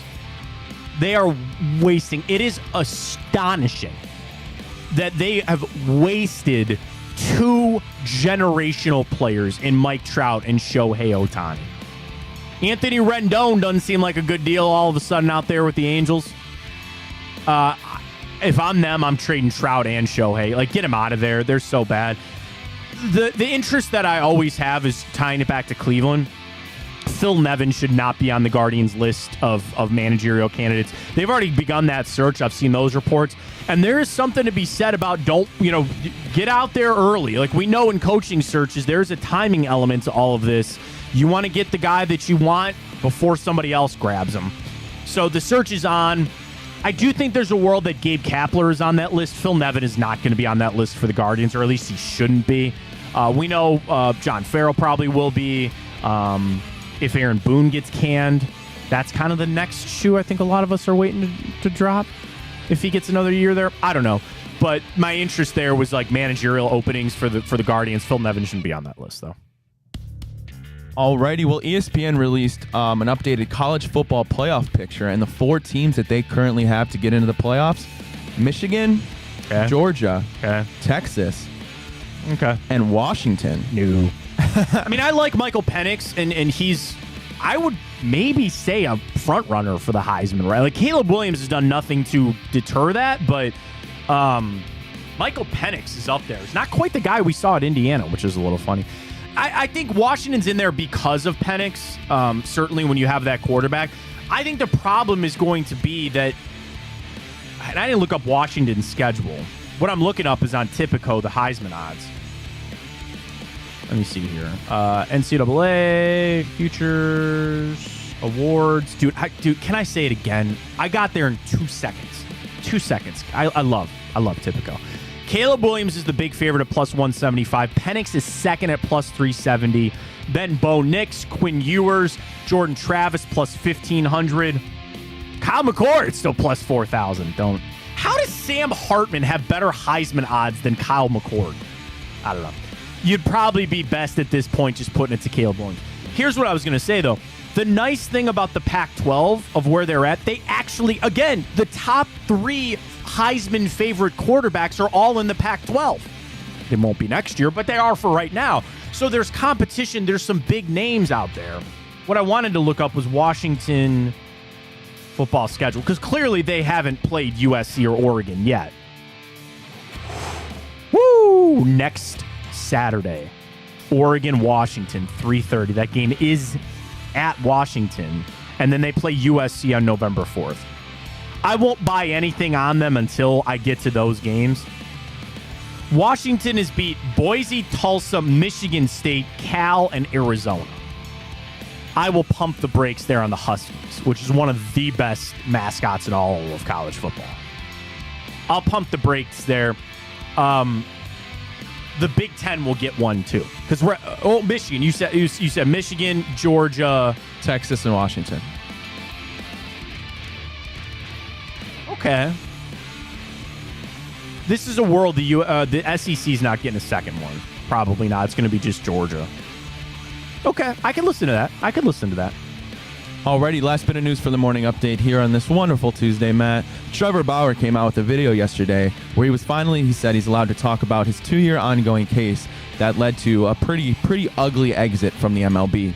Yeah, and he settled these cases. I mean, this is such... It can be hard, right? Because we don't know what happened between two people. He claims it was consensual. He's got the text. Like, I think the video that he posted where the texts are coming out that this girl sounded like she was there just to steal money from him. It doesn't mean that something didn't happen. You know what I mean? Like, you don't read those texts of her saying that she was going to rob his house. It doesn't mean that he still didn't sexually assault her. I don't know. I wasn't there. But there's got to be something about when somebody's career is derailed like that and what happened didn't happen. Like, Trevor Bauer probably pitched in the MLB again. It sounds like these stories in the court, the documents, all that sounds like what alleged happened didn't happen. You know, the other one is that punter, that punt god, that Matt Arazia. And he isn't on an NFL team right now. And actually, I was talking to my buddies about it, so I was like, man, what happened to him? So the update on him was, for those that don't know, he was accused of raping a 17-year-old girl at a college party when he was in Arizona with 4 of his other teammates. He alleges that he left the party before this even happened. Now, the case is going on in, I think, civil courts, because I thought they dismissed the actual criminal charges. And he's asking for his case to be separate and be expedited so he could try to get back to an NFL team. Again, we don't know what happened. And I want justice served. If something like that, which is one of the most horrendous things you could do, you should be in jail. Frankly, I don't think you should get out of jail, but whatever. But if it didn't, then you're derailing careers and lives. It's just, I'll put it this way. Don't put yourself in that situation. Like for Trevor Bauer, he's not void of blame in this. Like there's some sort of guilt in this. And will he pitch again in the MLB? I think is the question. And I think the answer is yes. Looks like we got another cases on our hand for the big play investigative team. That might be one we stay away from. That might be one we stay away from. There's a lot of things going on with that. Deshaun Watson's shoulder, I'm all for. That I'm in for. Trevor Bauer's case took it to the courts. It sounds like he won. Sounds like he's coming out to say that the truth came out. When you put yourself in those situations, sometimes these things can happen. And they're professional athletes. I know Arazia wasn't, but Trevor Bauer was. We'll see. We shall see. All right, let's dive back into the Browns. Great stuff for the morning update right here on the Matt Fontana Show. But it's a 2 for Tuesday, so we're asking everybody 2 questions, 2 answers as always. Do you think the Browns will make the playoffs? Yes or no? And are you sick of the Travis Kelce, Taylor Swift saga? We are still 50-50. Ryan, on almost 300 votes at Matt Fontana Show. Appreciate the support. Kevin tweets, ever? No, Kevin, this season. This season. Do you still believe the Browns are going to make the playoffs? 50-50. Ewing tweets, these are his locks. Buffalo, KC, Jacksonville, Baltimore, Miami, and the Chargers. Ryan, would you disagree with anybody on that list? Again, Buffalo, Kansas City, Jacksonville, Baltimore, Miami, or the Chargers. Would you agree or disagree with any of those teams? So the only 2 I would say that are questionable for me on that list are Jacksonville, and that's not me saying they're not going to make it. I do think that division is that bad, and I do think Jacksonville is still the best team, and they'll get it together. But the other one, I think it's a far cry to call the Chargers a lock. Okay, so then I want to just pull up the full standings here. So 7 teams make it. So there's your 6. So one more would come down to Cleveland, Indy, or Cincinnati, or some other dark horse team. I think it's going to come down to Cleveland, I guess Cincinnati. I don't buy anybody else in the South. Like he brought up the Colts.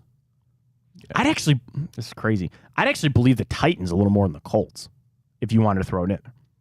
But at that point, if you just want to look at it strictly from that, yeah, the Browns got to look at it. They do.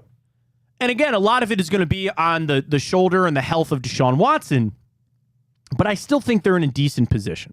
T. Davis tweets, if Stefanski's still calling the plays, hell no, we're not going. We played this piece earlier. Can you pull up the game plan sound again? So Kevin Stefanski, the question was asked to him yesterday. Again, all kind of surrounding the Deshaun Watson shoulder thing and trying to figure out kind of what happened there. So the question to Kevin Stefanski yesterday was, I want to pull it up because I want to make sure that I'm reading it properly.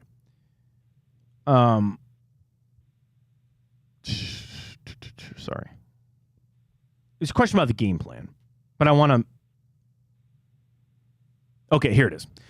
Kevin, when you have uncertainty at the quarterback position, like how much of last week did you spend game planning with the idea that Deshaun was going to play, and then how much were you actually able to adjust when you found out he wasn't going to? So again, that's the question to Kevin Stefanski. How much of last week did you spend game planning with the idea Deshaun was going to play, and then how much were you actually able to adjust when you found out he wasn't going to? Here's Kevin Stefanski's answer. Again, that's our job. Truly, it's our job as coaches. You put a plan together, and then the backups execute the plan, and then based on who's available to you, you adjust your game plan both during the week and in game. So, it's what happened yesterday was not an issue of not knowing if DTR was going to play. That was not it at all. We just have to coach better and play better. He didn't answer the question. The question was, how much did you game plan with the idea that Watson was going to play? And he avoided it. call the investigative team. He did. And that's not the first time. Like Kevin, any head coach, they avoid questions that they don't want to answer. I believe that the Browns were game planning and thought Deshaun Watson was going to play Sunday. That's what I think.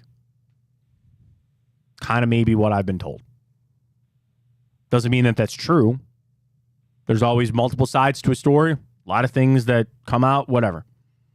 I believe that the Browns were game planning for Deshaun Watson to play on Sunday. And when he didn't, all hell broke loose. And you tried to run a game plan because you can't just go in and rip the game plan up because the offensive line and the wide receivers and the running backs, they were all practicing for the game plan that it was. Kevin's not wrong. As a coach, you then need to flip the game plan and you need to maybe change some things. And if people want to get on him about that, I'll listen to it.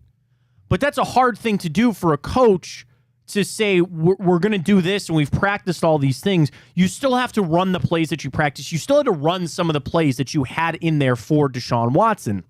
And it was clear that DTR just couldn't do that. So I asked the coaches to be better. I asked them to be better, knowing that that was a tough situation and that was a hard situation to deal with. And hopefully they learned from it, or maybe they were actually able to figure it out. But Ryan, they've been through this before. When the Baker's shoulder, and we had multiple games. Remember all that? Remember we had multiple games that you had to deal with guys being in or out. And then I also go back to Kevin Stefanski won Coach of the Year in COVID. In a year where you had no idea who was going to be playing on Sunday, and they seemed to thrive in that. How did that fall off? And there are people that don't want to give due credit for the COVID year because we were just better at dealing with a blank storm than other teams were. It doesn't mean we dealt with it well, but COVID was just such a cluster. And the Browns somehow navigated it better. So that was a world where you, every Sunday, what game? Well, I know the Steelers playoff game, you were missing everybody, Stefanski himself. But yeah, there were weeks that you were like, yeah, 5 guys aren't going to make it to the game. They're not going to play.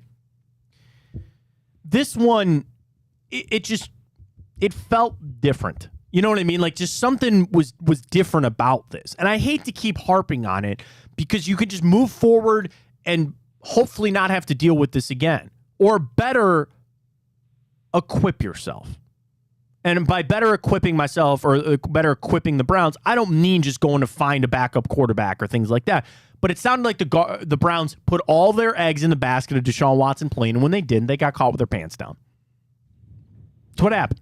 And that tells you the importance of your quarterback, the importance of that position.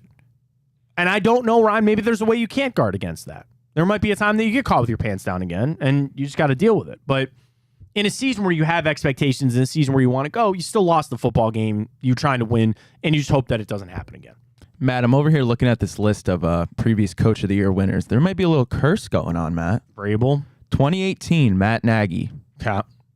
2019, John Harbaugh. That's obviously the outlier. That's fine. 2020, Kevin Stefanski. 2021, Mike Vrabel. Not really his fault. Not a whole ton of talent around him. I still think he's a decent coach. But then 2022, Brian Dable. Yeah.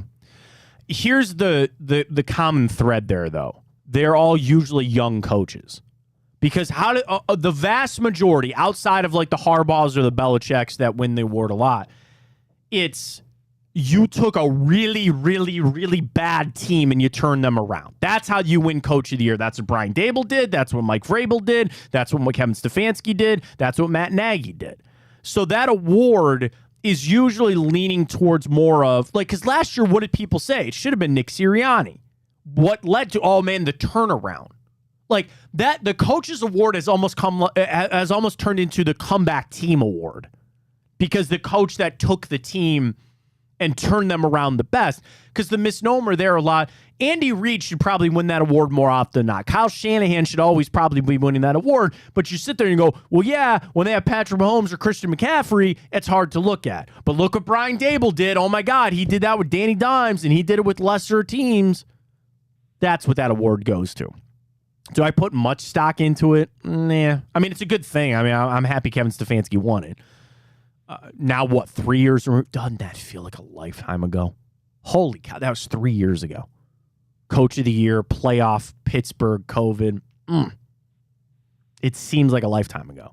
And I do think that is, can't stand on that for much longer. I don't think you could stand on that much longer from Kevin Stefanski. It's an important year for him. We'll see.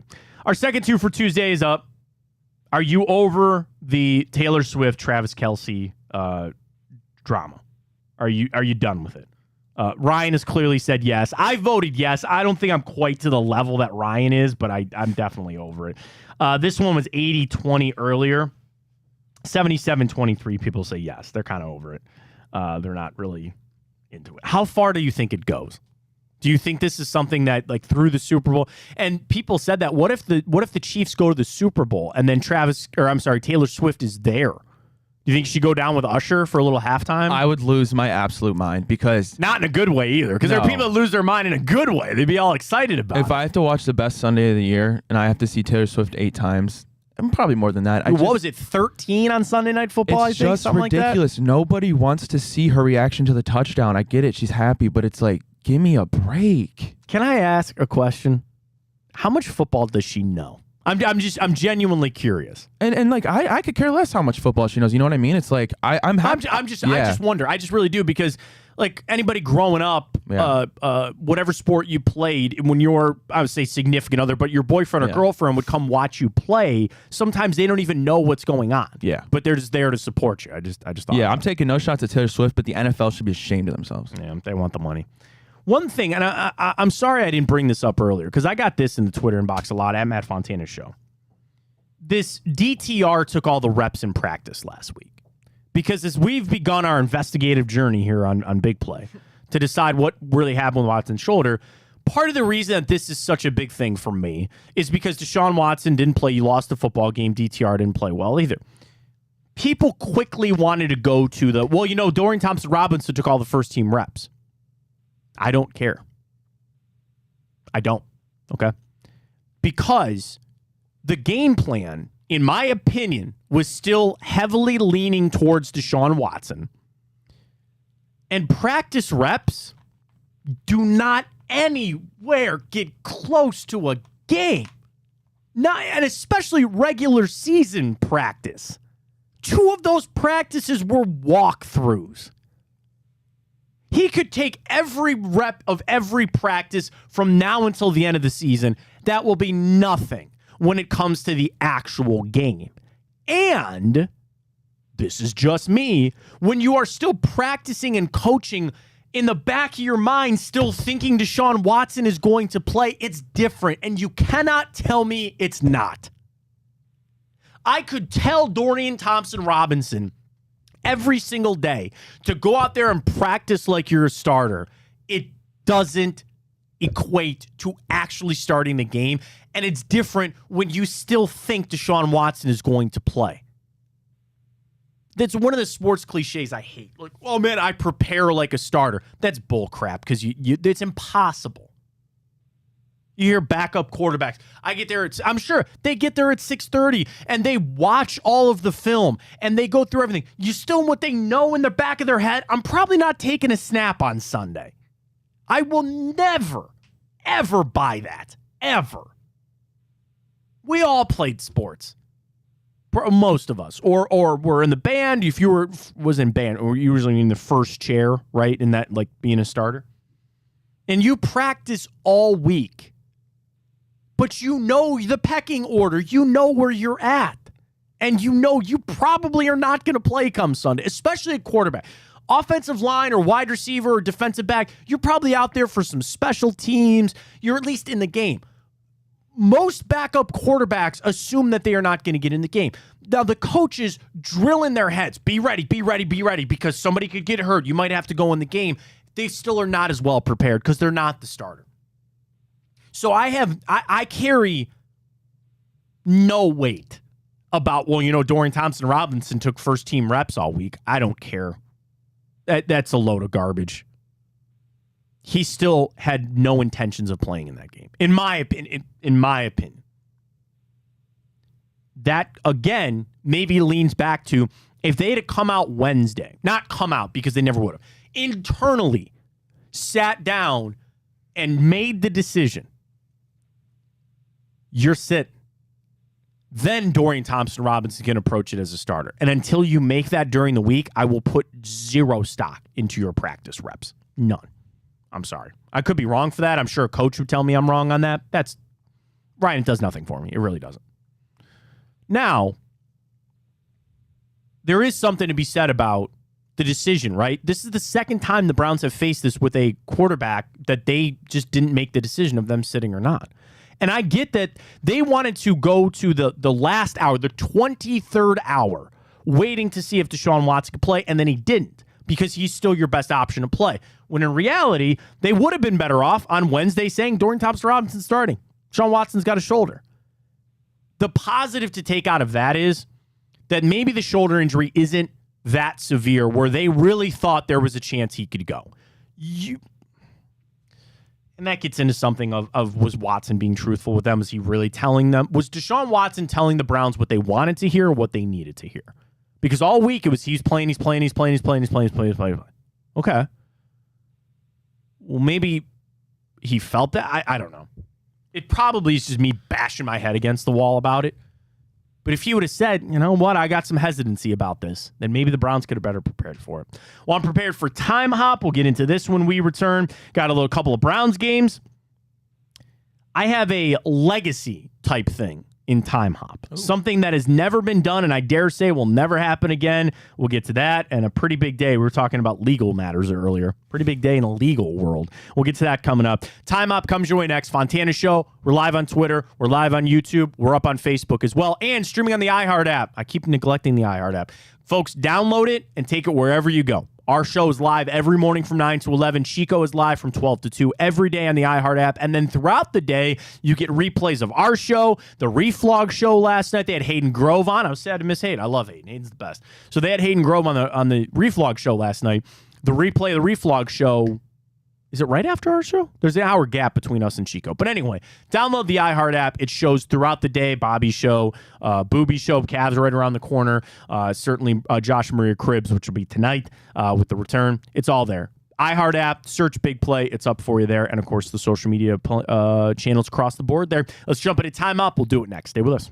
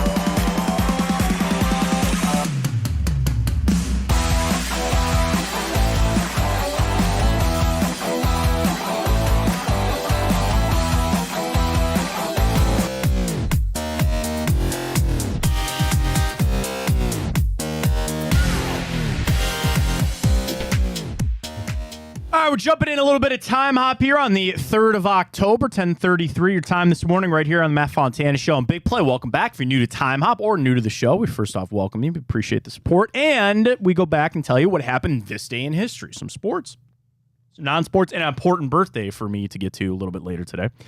And Ryan, for you, one movie, 2 TV shows for you to guess on today, coming up with Time Hop. But first, we start with the Browns this day, 2021. I remember this game because it was just kind of fluky and a little funky.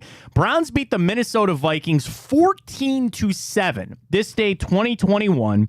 Browns improved to 3-1 on the season. Here's why it was fluky. Justin Jefferson scored a touchdown on the Minnesota Vikings opening drive with 7 minutes to go in the first quarter. Didn't score again. Kareem Hunt had the only touchdown for the Browns in the second quarter. The teams combined for a field goal in the second half. And the other weird thing of a game that had 21 combined points, there was only one interception thrown. Kirk Cousins threw one interception. That was it, and neither team fumbled. It was just like nobody moved the football. Like, it was just a weird game. Browns total 155 yards passing for Baker, $184 on the ground, and Minnesota only combined for 267 as a team. It's just a weird, fluky, weird game, but I remember it a lot because, again, the Browns improved to 3-1, and it was also Stefanski going back to Minnesota, where he had been before and as the reigning coach of the year. So the Browns improved to 3-1 this day, 2021. This day, 2013, Browns, Thursday Night Football, and they beat the Buffalo Bills 37-24. Do you remember what I remember about that game, Ryan? I don't think so. Brian Hoyer had to leave, and Brandon Whedon came in relief. Hoyer unfortunately got hurt in that game. Whedon came in with 13 out of 24 for a touchdown, and the Browns beat the Bills 37-24. Willis McGahee had a rushing touchdown, and I believe the Browns had a defensive touchdown, if I'm not mistaken. But anyway, yeah, TJ Ward had a pick 6 in that game. Here's what I remember about that. It was in Cleveland, and bro, when after the game, because it was Thursday Night Football, and the Browns improved to 3-2, Buffalo fell to 2-3. So we weren't like electric teams or anything like that. They pulled Brandon Whedon up to that dais, and you'd have thought he had just won the Super Bowl. He was sitting there, and he was just gleaming with pride. And I go, dude, you had to replace the starter, and all you did was go 13 out of 24. He was also sacked 5 times in that game. And you just beat a bad football team. Because also the Bills, E.J. Manuel got hurt. They had to put their backup in too. But I was like, I don't know why. I always remember that. That Whedon got up there on that set for Thursday Night Football, and you thought he threw for 400 yards to win the Super Bowl. It's like, dude, you won a crappy Thursday night game. You had to come in as the backup. Like the way that he was talking, our guys battle and all that. I remember that game for some reason. This day, 2013. We move on. I mentioned a legacy type thing. You know who Gordie Howe is, right? Legendary hockey player. Well, how about this? That this day, 1997, 69-year-old, nice, Gordie Howe played for the Detroit Vipers of the now defunct International Hockey League, RIP to the Lumberjacks, and he became the first player to play hockey in 6 different decades. Wow. So that would have been the 90s, the 80s, the 70s, the 60s, the 50s, and the 40s. For 69-year-old Gordie Howe, the legend that he is. God, do I miss the IHL. I'm happy the Monsters are here. By the way, did you see the Monsters' new jerseys for this season? Sharp.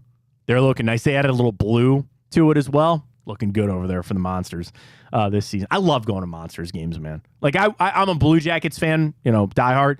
And I try to go to Columbus once a year with, like, my brothers, my wife. We all go down there for a game. It's a lot of fun. But, dude, they got that 1-2-3 Friday free promo here for the Monsters, who I love. We'll get Tony Brown on. They're play-by-play guy. I love Tony.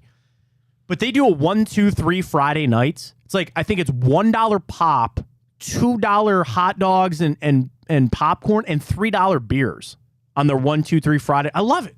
Dude, you get a ticket for 20-odd some bucks. And the other thing, I can't wait to take my son, because I'm going to take him. I'm going to get glass. I want rinks. I want on the glass and let these guys come crashing in. Oh, it's the best. So shout out to the Monsters.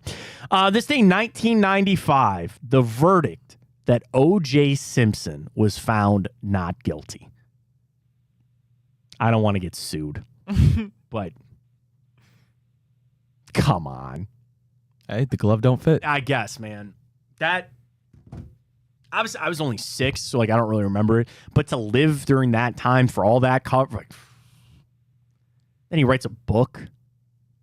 He's made comments about not. He goes, I could be sitting next to the person that did it. Really? I mean, it's, again, 2 people lost their lives. Like, it's sad. I wonder if he'll ever admit it. Those are just some things, like, on his deathbed, will he write it in his will? I don't know. But crazy. Absolutely crazy.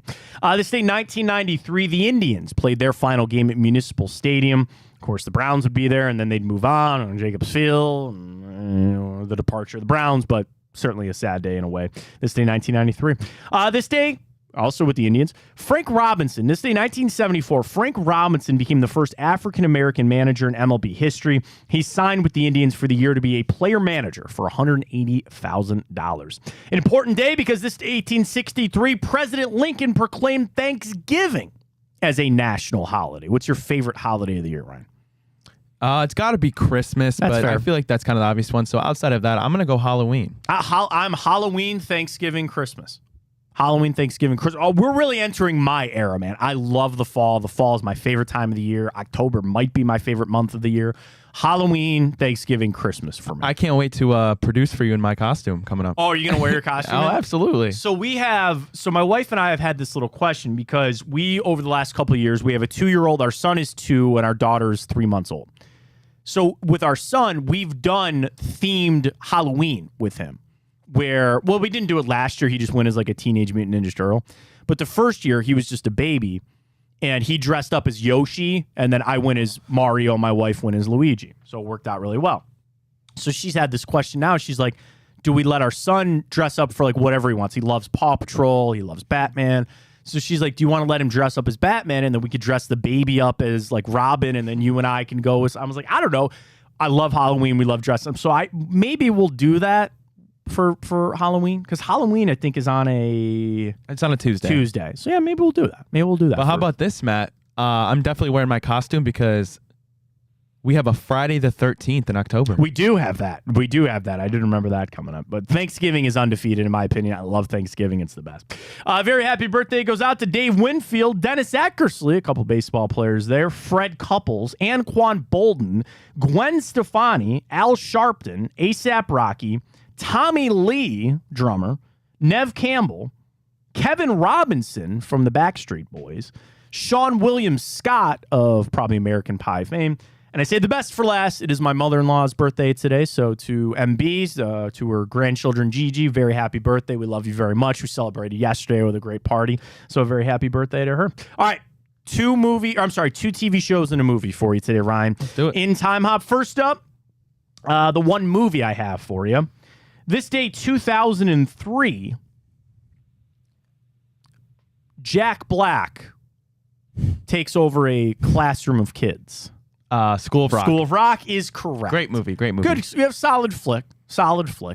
I feel like Jack Black I think he's a little underrated as an actor. Like, there's some really good movies that he's been in. But yes, School of Rock, this day, 2003. All right, I'm going to have a better vibe for the second one than I will the first one, but I should have Googled this before. So I will start by saying that this is a very legendary show. This show it's a sitcom. It debuted this day, 1961. So it's a little bit older. I can't say that I ever watched it, so this is going to be really hard for me to try to explain it. All right, this is the premise as I'm reading off of Wikipedia. The work-home life of Rob Petrie, the head writer of a comedy variety show produced in Manhattan. The viewers are given an inside look on how a television show was written and produced. The fake show was the Alan Brady Show. And it deals with Rob Petrie with his co-writers and, of course, his at-home life as well. His wife was Mary Tyler Moore. Her name was Laura in the show. any idea? I don't even think I have a clue, I Matt. don't either. I'm sorry, I really don't. The Dick Van Dyke Show. Okay, The yeah, Dick Van no Dyke way Show. in Yeah, any I would world not was I have gotten getting that that one, but that's okay. So we move on. Another legendary show began this day, 1960, and it all surrounds a small town sheriff. Oh, nah. Yeah, you might have had it. I don't know. I think where you were leaning was probably right. If I gave you the name of the town, it would give it away. I don't know if I'm going to get this one either. Oh. The series revolves around the sheriff of a sleepy, slow-paced fictional community of Mayberry, North Carolina. Nope. What? Nothing? No. Mayberry, North Carolina is not ringing a bell. Aunt B, Opie, Barney Fife, See, those all sound so familiar. But Gomer and Goober Pyle, Gomer Pyle, USMC, Otis? nope. Otis was my favorite character on this show. No idea. The Andy Griffith Show. Okay, yep. Wouldn't have got A it. young Ron Howard, if you will. No idea. Yeah. Yeah. Gomer and Goober Pyle. That's right. The Andy Griffith Show Okay. began this day, 1960. So there you go. School Rock, Dave Van Dyke, and the Andy Griffith Show. I teased this a little bit earlier in the show, but which national chain has the best drive-through time? So I found this article yesterday. I thought it was pretty interesting. So a survey conducted over 1,500 drive-through restaurants. They didn't say in what city. I'm assuming this was across the country and at different times. Like you try to go to a drive-through at 12:30, it's lunchtime, it's pretty busy, whatever. So In Touch Insight released its annual drive-through study, which analyzes the top food chains across multiple categories: order accuracy, speed, food quality, suggestive selling, and level of satisfaction. So the two I think we're most interested in, order accuracy and speed. 1,500 drive-thrus between Arby's, Burger King, Carl's Jr., Chick-fil-A, Dunkin', Hardee's, KFC, McDonald's, Taco Bell, and Wendy's. I would say of all the national chains that I'm trying to think of, they got most of them. Like I can't even venture to say, like maybe Popeyes, because they're pretty big, but still, they got, I think, the vast majority of the 10.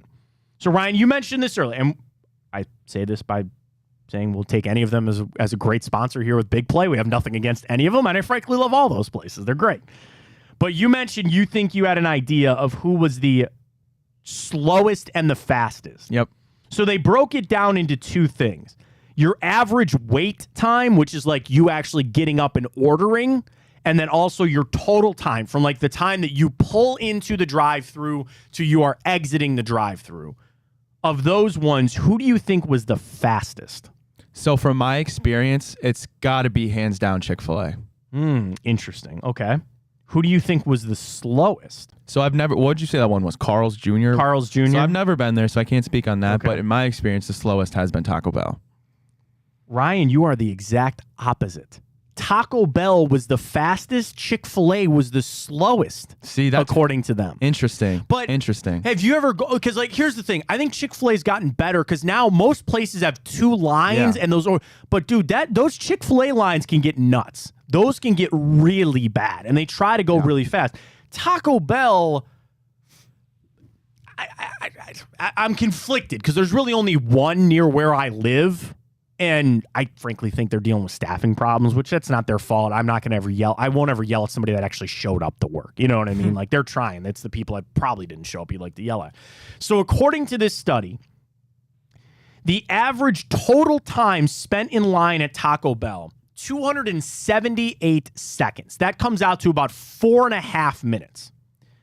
For Chick-fil-A, you're in line for almost 7 minutes. For the most amount of time spent in line. Now, your average wait time, Carl's Jr. was the fastest. Chick-fil-A was the slowest. Interesting. if you had to guess, who do you think was the most order accurate? So when you place your order, you don't miss the fries. You said take the cheese off. They were the best. Can you run through the list? Again, I'll go in non-order because I don't want to give you the order that they have. Okay. I think this is alphabetical. Yeah. Arby's, Burger King, Carl's Jr., Chick-fil-A, Dunkin', Hardee's, KFC, McDonald's, Taco Bell, and Wendy's. Of all of those, which one do you think is the most order accurate? Okay, so again, from my experience, maybe I've just had some wonderful experiences, but I feel like at all of those places, I can note down a time where, I haven't gotten an item or they messed it up. But I think that's yet to happen. I need to knock on wood at Chick-fil-A. Chick-fil-A is correct. 92% of the order accuracy. And I think the big thing with Chick-fil-A is, the people are very forward facing. They're always they're supposed to be really happy and all that kind of stuff. I'm like, dude, just give me your delicious nuggets and get me out of line. That Chick-fil-A sauce is addicting. It's insane. It is crack. It's insane. It's insane. It's insane. So good. It's insane. The ranch is good. All the dipping sauces are great. I love Chick-fil-A. So they came out with an order accuracy of 92%. There were 3 that all had an 82% for last of order accuracy. Arby's, Dunkin', and Hardee's. Okay. Dunkin's a little weird for me because, I guess I guess coffee can be weird because people, it's not just all have coffee, 2 creams, and a sugar. There are people that have crazy ass off coffee orders. I would have loved if they'd done Starbucks in this. Yeah, that'd been interesting. Not every Starbucks has a drive-through, but most do. And the same thing, the app. I order on the app a lot for Starbucks, but their order accuracy can be crazy because you can get, I want a venti Americano shaken with this sauce with you see some people's Starbucks order and it's half the cup that they take in all of it, but they weren't in this study. So again, Arby's, Dunkin', and Hardee's with the lowest one. But again, the quickest was Taco Bell. And I'll tell you this, man, they were not going at 1:30 in the morning. I joked earlier about all of us being in line at a Taco Bell at 1:30 in the morning at one point of our life or not. They're not quick. And that's not their fault. It's busy. It's everybody goes to a Taco Bell at 1:30. In the afternoon, sure. Midday, I would think they're pretty quick. But according to their study, Taco Bell was the fastest. Carl's Jr. was second, KFC third, Arby's fourth, Dunkin' fifth, McDonald's was the second slowest. So actually the bottom 3 were Chick-fil-A, the slowest, then McDonald's.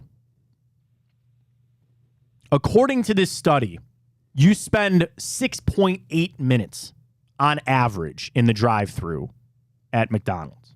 Burger King, a hair better at 5.8 minutes in the drive-thru at McDonald's. Are you the person, Ryan, when you see the long drive-thru line, will you just get out of your car and go in, or are you staunch, I'm in my car, I'm not getting out, I'll wait for this line forever? No, I don't mind. I don't mind getting out. I'm fine with that. But if it's for me, when I see Chick-fil-A, no matter what time you go, that line is always out the door. That line's out. Yeah. And again, they're trying to get better. The one that gets me, and I love coffee. We've discussed a lot of coffee here on the show. And I like Starbucks. I do. That is one that when I see people, the line out to the street, and it's, a lot of people in the morning, and if you don't grab your coffee, but that's when I go, sometimes you can't even get into the parking lot to park your car and go inside. But I've had plenty of people, and maybe even people watching or listening, that are in the service industry and have done that job. I've always been told that they prioritize the drive-through line. I don't know if that's true or not, and maybe it's different via franchises and things like that, but I've always been told that they prioritize the drive-through line. So well done for Taco Bell on the quickest one there.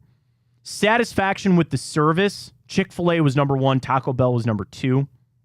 Taste as expected. Chick-fil-A, KFC, the 2 highest, 98% tasted as expected. We gotta do on a 2 for Tuesday one time. I know it's a big topic of discussion, but who has the best chicken sandwich? Because it's always between Popeyes, KFC, and Chick-fil-A. Yeah, that Popeyes one is so good though. So is Chick-fil-A. Not knocking. If I'm gonna go to KFC, I'm not getting the sandwich. I'm just getting regular chicken from KFC. I feel like the Popeyes one, the popularity has kind of, it spiked and then it kind of came back down a little bit. With both of them, it's the pickles. You got to have the pickles on there. So good. So very good. We'll talk to Andrew Berry a little bit later today with the Browns. I gotta see here. Media schedule. Oh, I'm sorry. He's tomorrow. He's tomorrow. I keep saying he's today. He's tomorrow. But he's actually going to be during our show tomorrow. So we'll hear some interesting things from Andrew Berry tomorrow. I'm kind of interested to hear. You know me, man. I want to ask him. I obviously won't be there. I'll be here. But I'd like a little more insight into Watson thing. I would. And maybe I'm digging a hole that goes nowhere. Potentially. Like maybe I'm just barking up the wrong tree with this. There's nothing there. He got hurt. It is what it is. He'll be asked about that backup quarterback situation, though. I think he's going to be asked about the offensive line. There's a lot of pivotal things when it comes to Andrew Berry this season. So we'll hear from him tomorrow. Cavs are back into training camp. They'll be rocking and rolling. Still waiting some things on the Guardians, too, to see some of the managerial things. We have playoff baseball, though, today. You going to watch today, Ryan? I placed that bet on Typical. Let me tell you about Typical one more time because I placed a super boost today that I love. You go to Typico, download the app, use the code BIGPLAY150. You get that $150 in bet credits when you deposit $50, plus a $30 dog pound bet. And that is good for the futures, by the way. Typico. Boost. Oh, man, they have a lot of boosts going for today. Tyler Glasnow, 10-plus strikeouts, plus 390. Zach Wheeler, Tyler Glasnow, and Corbin Burns to record 23-plus strikeouts combined, plus 140. This is the one that, where's the boost that I got? Hang on. Signing in. Sorry, it's the Face ID here. The super boost I loved was Rays, Blue Jays, and Phillies, all on the money line, plus 464 on that boost. Catch that on Typico. Use that code BIGPLAY150 and get signed up. You can play for all the NFL, but certainly baseball right around the corner. It is a little weird, too, Ryan, to see, because I was thinking about this last night, and maybe a 2 for Tuesday question. Do you play fantasy football? I do. I love it. So would you rather win your bet or win your fantasy league in a week? I guess it depends how much money because at the end of the turnout. So in my league, like the winner was 800 last year, and this year I think it'll be around like 950. Right, so. and that doesn't mean you win the league either. Right. It's just like one week or that kind of stuff. But it's interesting now that in Ohio, because we haven't had a full fall of football with betting, but also playoffs, baseball, knowing the Guardians are out of it. Watch a little. Now, I'm interested now in these 3 games. I don't know if I'm going to watch all these games, but we lined up for a little bit of playoff baseball a little bit later today. Really appreciate everybody joining us, as always, today here on the show. We'll be back 9 to 11 tomorrow. A little preview. We will not have a show on Thursday, but we'll be back on a Friday edition of Football Friday, so we got you covered tomorrow and Friday as well. Don't forget, Chico coming up 12 to 2. It is Tuesday. I always add the beautiful, but the beautiful bald Browns breakdown with Chico and Nick Shook. I think that's what they call it. I don't know. Shook is in for the hour to talk about everything Browns. You can get your questions in for Chico Borman Show on Twitter and on Facebook as well to catch their live stream coming up at noon. So Shook will be in. I can't wait to always hear that. I always catch it with Shook. I want to hear his thoughts on this whole Watson shoulder thing as we get to the bye. So Chico's coming up at 12. Of course, tonight, Josh and Maria with the return. Get it all. Big Play, social media, or head to the website and get some of the merch. I'm wearing my Big Play shirt today on bigplay.com. So check us out there and drop us a follow at Matt Fontana Show. We're on Twitter. We're on YouTube. We're on Facebook as well. Appreciate everybody joining us this morning. Have a fantastic, beautiful rest of your Tuesday, and we'll talk to you tomorrow on another edition of the Matt Fontana Show, 9 to 11 every morning right here on Big Play. Great stuff. For Ryan Tyler, I am Matt Fontana, and as always, take it easy.